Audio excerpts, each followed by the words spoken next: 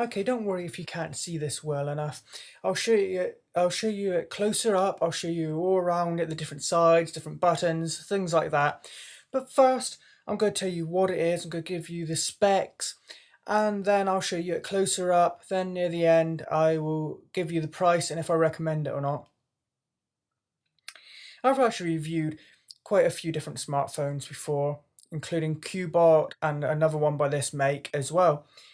This is my review for the Leagoo Elite 6 smartphone. At the time of making this video, it's not the very latest Android operating system it uses, but it does use Android KitKat 4.4.2. Its screen is a 4.5-inch screen, which I think is quite good. It's not too big and it's not too small. Yeah, 5-inch screens are quite good, but 4 inches are fine, but you wouldn't, in my personal opinion, I wouldn't want a phone smaller than 4 like a lot used to be. But 4 to 5 I think is a good range. And the screen is an IPS screen. Now what does that mean? Well, a lot of cheaper phones and watches are not IPS, and that can be a big problem because what that means, it's like the old ATM, the old bank machines, where if you weren't looking straight on it perfectly at the perfect angle, it will kind of go dark and hard to see. And some cheap phones and smartwatches are like that. If you're not looking at them straight on at just the right angle, they kind of have a horrible dark tint, or maybe even you can't see the screen at all. With an IPS screen, you can tilt it to the right, you can tilt it up, down, whatever, and it will actually still be clear to see. It will still just look the same as if you're looking at it from straight on. And I love that. I hate it when you get a smartwatch, things like that, and if you don't look at it just right, or you tilt your wrist, things like that a little bit, it goes all kind of dark and horrible looking. You won't get that with this. In fact, it's a very, very nice screen. It's very vibrant colours, looks really crystal clear, very, very nice screen. And it's so nice to hold in the hand because I've been using mostly a 5-inch phone. And I thought that was quite nice and big, and to see everything on it. But it doesn't feel as good in your hand as this one because it's like a little bit smaller. It actually feels really nice to hold in just one hand. Its screen resolution isn't HD, but it is 854 by 480, which is an FWVGA type display. So it is 854 by 480, which isn't 720p and it's not 1080p. But at this price range, certainly not going to get a 1080p unless it's a second-hand phone. And this is not a second-hand phone; it's a new phone. What about its dimensions in general, not just the dimensions of the screen resolution? Like I've mentioned, it's good to hold in your hand. Well, it's 133.1 by 65.6 by just 8.2 millimeters. And the 8.2 at the end there is the thickness. So it's about 8 millimeters thick. And that's pretty standard. Most I've seen, certainly most I've reviewed, have been about 7 or 8 millimeters. So it's in that kind of average thickness for this price range. Its net weight is 136 grams and it is light in the hand. What about more technical features like its processor, its SIM, things like that? Its processor is a 1 gigahertz dual core processor. It's not quad core, but remember that, I haven't told you the price yet, but it is quite a cheap phone, and yet it is very, very good. So for the price, dual core 1 gigahertz isn't too bad.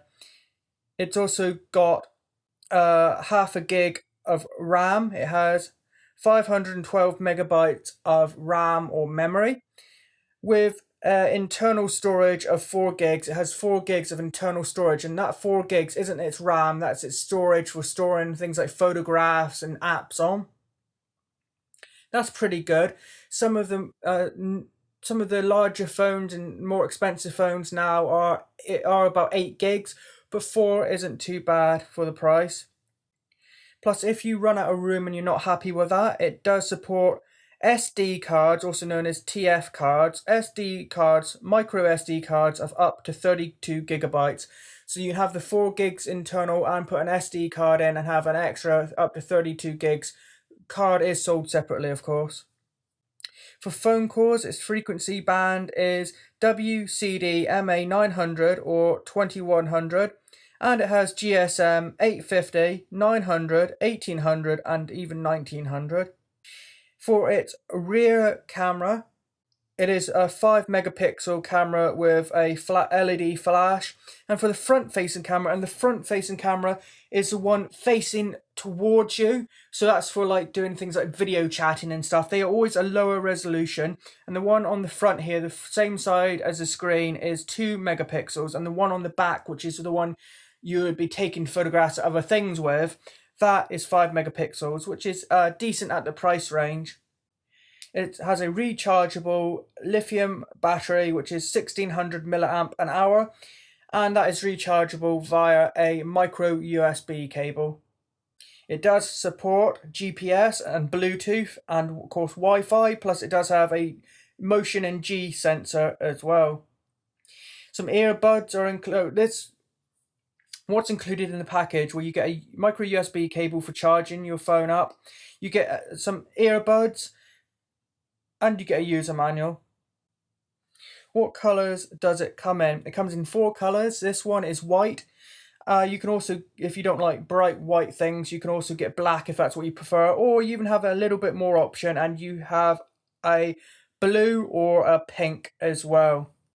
So there is your standard blue and pink and white and black as well. So plenty of choice. If you like your typical white or black, you have those options. Then, or if you want something a bit more colourful and you tend to prefer blue or pink, you have those options. So good colour options, good colour range there as well.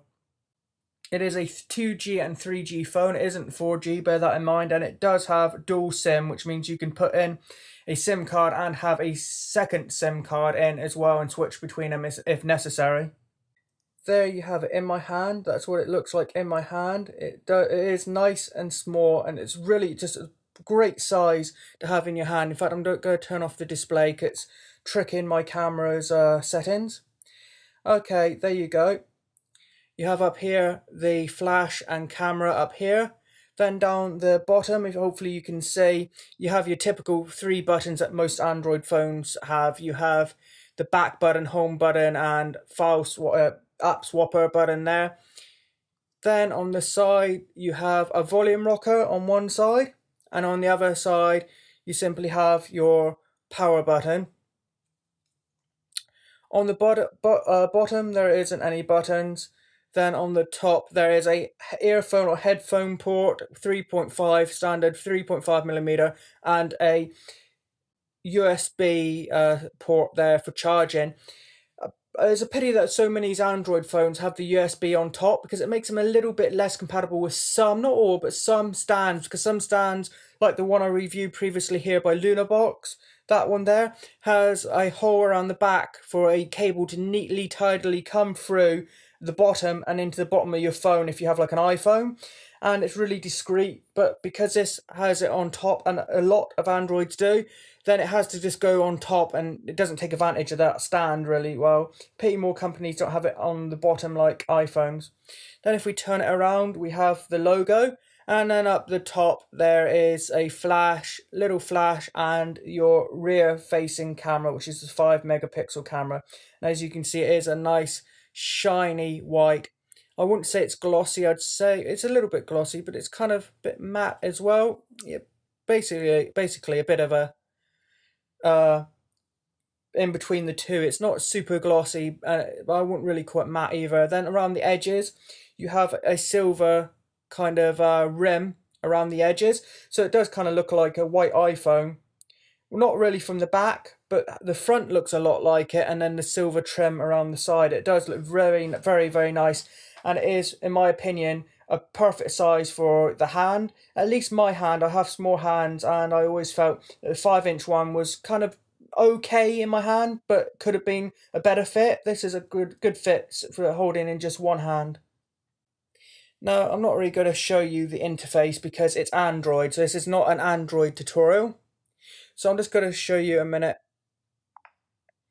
I'm not really sure if this shows very well. It's probably not doing it justice, but it is a very, very clear IPS screen. And if I go to settings, then display, we can go to brightness, because I've turned down the brightness so it isn't as vivid as it normally is. That's because it kept tricking my camera. So if I go to brightness and hit auto, maybe turn it up, hit it auto, then close this.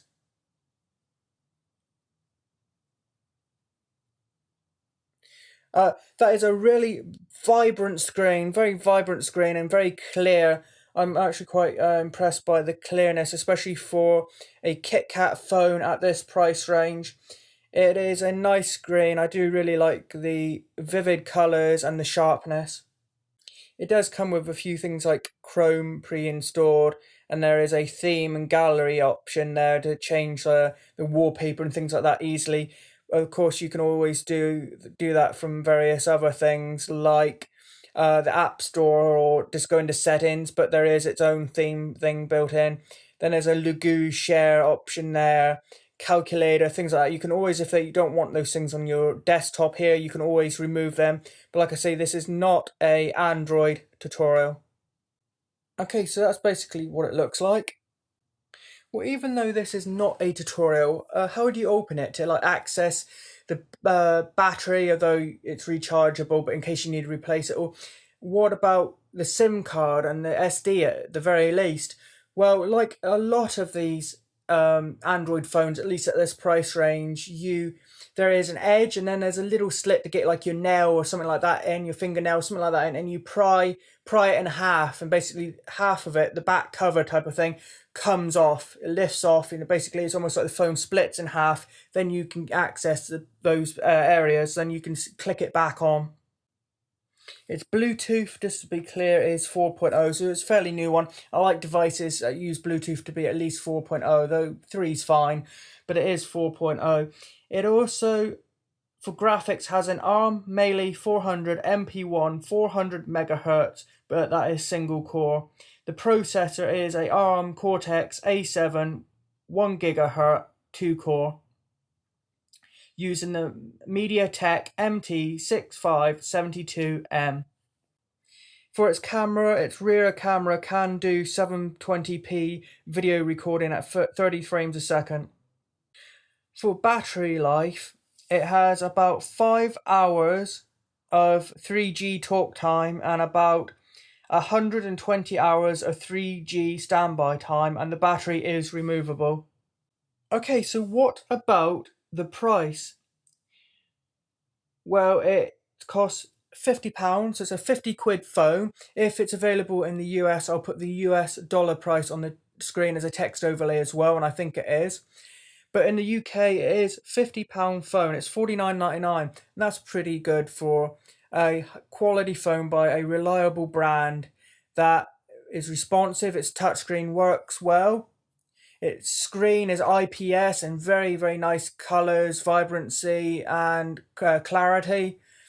It's a really, really nice Android 4.5-inch IPS phone, 3G for £50. I do recommend it because sometimes you get other brands and they don't work so well. In fact, the 800X phone I had, I did a decent review of it, but I did mention that the screen wasn't very responsive, and also since then I found that the GPS keeps resetting as well. So the VK World 800X, I wouldn't now, if I did it again, I wouldn't recommend it to you. But this one here, the Leagoo Lead 6, I haven't had any problem with the touchscreen. The touchscreen is very responsive and IPS and clear and vibrant, and no problem with the GPS so far. And I've had no issues with this one at all. So it's a nice phone at a budget, affordable price of £50. So I do recommend this phone. It's a good phone, a good Android phone, and perfect fit in at least my hand.